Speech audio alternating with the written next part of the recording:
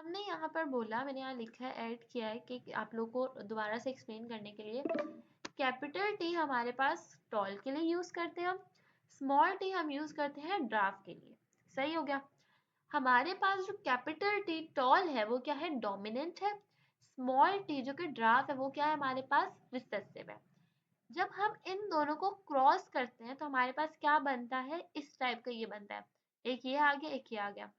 लेकिन इसका मतलब क्या होता है हमारे पास, क्योंकि यहाँ पे हमारे पास कैपिटल टी प्रेजेंट है, फिर में जो हो ना, हम इसको बोलते हैं कि इसको हम टॉल के बोलते हैं कि ये हमारे पास टॉल है, क्योंकि इसके अंदर कैपिटल टी प्रेजेंट है and capital T is dominant, तो वो क्या करेगा, अपना कैरेक्टर शो करेगा। तो ये हमारे पास क्या होगा, टॉल होगा। सही हो गया।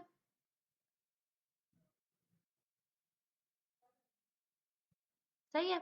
तो अब मैंने आप लोगों से ये पूछा कि लॉ ऑफ सेग्रीगेशन में हर जीन के अंदर, हर गैमेट के अंदर कौन सा ऐसा हमारे पास ट्रेट है, कौन सा ऐसा हमारे पास है जो कि प्रेजेंट होगा ही होगा।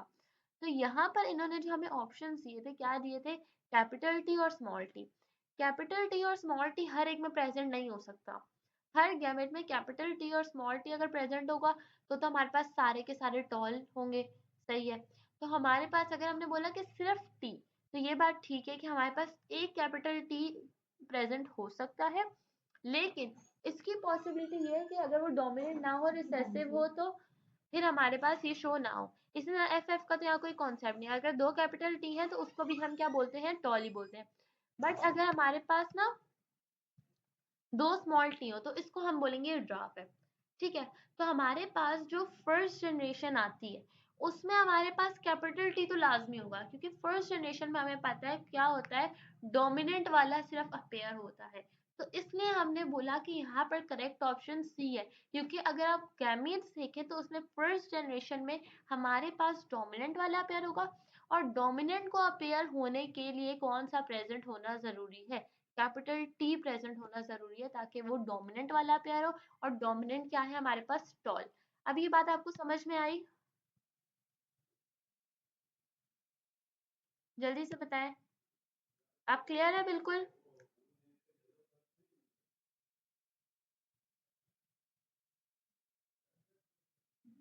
चले सही। बेटा I will share the recording with you people, okay.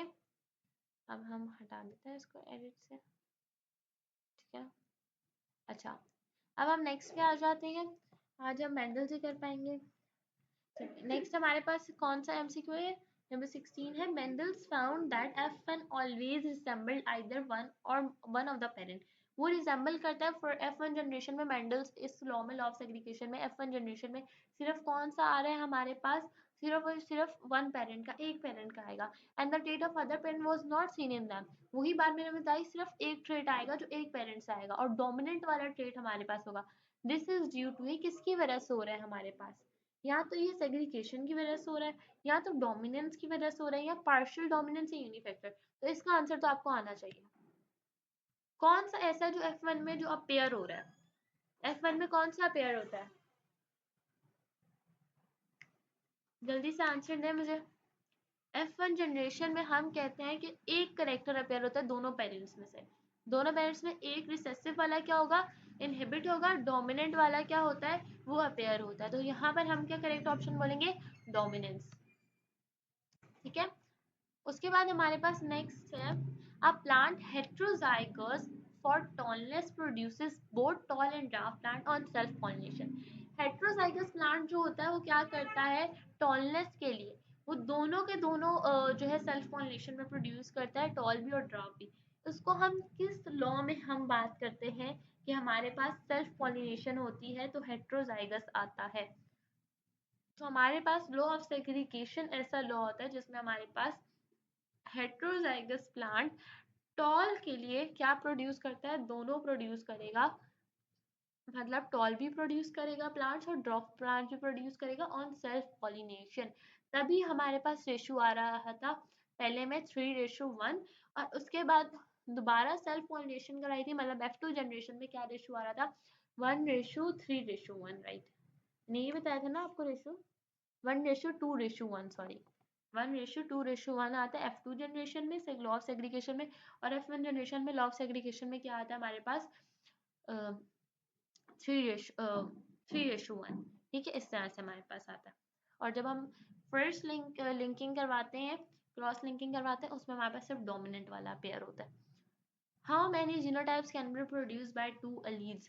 कितने टाइप ऑफ जीनोटाइप्स क्या हो सकते हैं, प्रोड्यूस हो सकते हैं जब हम दो अलील, डिफरेंट अलील को हम जब क्रॉस लिंक करें? तो हमारे पास क्या होता है, टोटल 3 टाइप के आ सकते हैं। एक आ जाएगा ए, ठीक है, एक आ जाएगा हमारे पास दूसरा, दो आएंगे, हाँ, एक आएगा हमारे पास 2 कैपिटल ए, ठीक है, एक हमारे पास आ जाएगा 2 स्मॉल ए, और एक हमारे पास आ जाएगा एक कैपिटल है और एक स्मॉल है। जब आप पूरा बना के क्रॉस लिंक करके चार्ट ग्राफ बनाएंगे ना उसमें, तो हमारे पास क्या होते हैं, टोटल 3 आ सकते हैं। इसमें से 2 हम बोलेंगे कि डोमिनेंट जिसमें करेक्टर प्रेजेंट है कैपिटल ए, वो आ गए, और एक आ जाएगा जो कि हमारे पास स्मॉल, तो हमारे पास टोटल 3 बनते हैं। Which one of the following crosses shows 3:1 ratio? तो हमारे पास कौन सा ऐसा ये है जो कि हमारे पास 3:1 का शो करता है? तो हमारे पास एक आ गया। अगर आप इसको क्रॉस लिंक करवाएंगे तो इसका 3:1 नहीं आएगा। इसको क्रॉस लिंक करवाएंगे तो भी हमारे पास AABB, इसको भी आप कराएंगे तो हमारे पास 3:1 का नहीं आएगा। अगर आप ये वाला क्या है, एक कैपिटल है ए है, एक बाकी 3 स्मॉल है, एक कैपिटल है, बाकी 3 स्मॉल है, तो इसमें हमारे पास क्या आएगा, क्रॉस कराएंगे तो इसमें हमारे पास 3:1 आएगा। ठीक है, बाकी डी ऑप्शन भी गलत है, करेक्ट ऑप्शन क्या है, C. Next is sexually reproducing organism contribute to their offspring. Sexually अगर हमारे पास रिप्रोड्यूस होते हैं तो क्या होता है हमारे पास ऑफस्प्रिंग में क्या होता है, आधे आधे जीन्स जाते हैं, मतलब आधे मदर के आधे फादर के, तो उसको हम बोलते हैं सेक्सुअली रिप्रोड्यूसिंग ऑर्गन। तो उसमें क्या कंट्रीब्यूट करता है ऑफस्प्रिंग, आधे एक साइड के ले लेता है, आधे एक साइड के ले लेता है, और फिर हमारे पास न्यू ऑफस्प्रिंग बनता है, तो option A is correct. Disease A is inherited through autosomal recessive process. Disease A जो है हमारे पास किसके थ्रू हो रही है, इनहेरिट हो रही है, ऑटोसोमल रिसेसिव के through. What is the probability that two uninfected carriers of these disease will produce an offspring that inherit disease A? हमारे पास क्या होता है जब हमारे पास रिसेसिव, अब रिसेसिव वाला मैंने आपको बताया शो नहीं करता, डोमिनेंट क्या होता है, वो हमारे पास उसकी अपीयरेंस को शो करता है। तो उन्होंने बोला कि आप कोई ऑटोसोमल रिसेसिव प्रोसेस के थ्रू कोई भी हमारे पास डिजीज है जो कि ट्रांसफर हो गई, अब कि चूंकि वो रिसेसिव है तो सिर्फ उसके 25% चांसेस होते हैं कि वो अपीयर हो। अगर उस डोमिनेंट अगर होती ना, ऑटोसोमल डोमिनेंट होता है, तो डोमिनेंट में क्या होता, हमें कंफर्म पता होता कि ये क्या होगी, ट्रांसफर होगी ही होगी, तो क्या होती है हमारे पास 25% सिर्फ चांसेस होते हैं कि वो अफेक्ट करे। ठीक है, बाकी हमारे पास अगर डोमिनेंट होती तो वो ज़्यादा परसेंट उसके चांसेस होते कि वो अफेक्ट करती ही करती। जबकि ऐसा नहीं कि ऑफस्प्रिंग के पास कैरियर्स नहीं है, ऑफस्प्रिंग के पास कैरियर है। इन्होंने क्या बोला, what is the probability that two uninfected carriers, दो कैरियर्स हैं अनइन्फेक्टेड हैं, लेकिन उनके पास क्या है, क्या मौजूद होगी, कैरियर्स जरूर होंगे, मतलब उनके पास डिजीज एक ही जीन जरूर प्रेजेंट होगी, बट वो क्या होंगे, अनइन्फेक्टेड होंगे, मतलब वो इन्फेक्ट नहीं करेंगे क्योंकि रिसेसिव है, वो शो ही नहीं होंगे, बट वो कैरियर होंगे, मतलब जो उसकी नेक्स्ट जनरेशन होगी ना वो उसमें जरूर ट्रांसफर करेंगे। लेकिन इस क्या पता नेक्स्ट जनरेशन में वो डोमिनेंट होके जो है जाए, तो डोमिनेंट होकर जाएंगे तो वो उससे F1 जनरेशन में से वो रिसेसिव के थ्रू आए थे तो वो अनइन्फेक्टेड थे लेकिन कैरियर्स थे। अब वो क्या होगा जब F2 जनरेशन में जाएंगे तो वो क्या होंगे हमारे पास डोमिनेंट होंगे, तो वहां पर वो क्या करेंगे, अफेक्ट करेंगे। So option D is correct. Let us assume the purple flower are dominant to white flower and pure breeding purple flower is crossed with a pure breeding white flower. F1 generation is self-pollinated. What is the percentage of F2 generation will be homozygous?